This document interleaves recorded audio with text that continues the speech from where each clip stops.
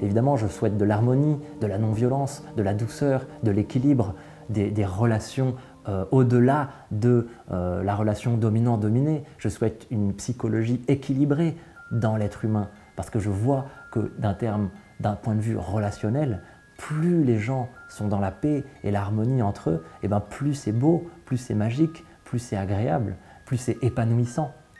Et donc si j'ai un message à faire passer, effectivement, c'est essayons de cultiver des belles relations, essayons de cultiver une harmonie relationnelle avec notre prochain, avec notre environnement, avec soi-même. Je dis parfois, on va passer toute notre vie avec nous-mêmes, donc essayons d'être notre meilleur ami.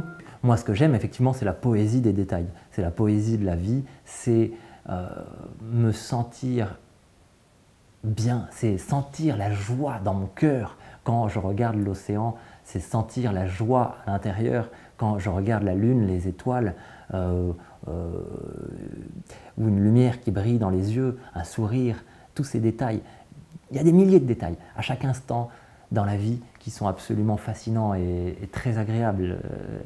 Et c'est poétique dans ce sens-là, c'est-à-dire que la vie elle-même est poétique. Il n'y a pas besoin de chercher à être un poète ou chercher à être poétique. La vie est poétique. C'est un angle, c'est une manière de l'observer, c'est une manière de la ressentir, de percevoir le monde.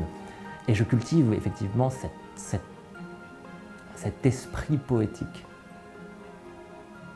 Cet esprit poétique qui est en nous et qui est tout autour de nous. Je crois que l'art, c'est thérapeutique. C'est-à-dire que ça a vraiment des capacités de guérison de soi et de guérison des autres. L'art, c'est quelque chose de personnel et en même temps d'universel. C'est quelque chose qui est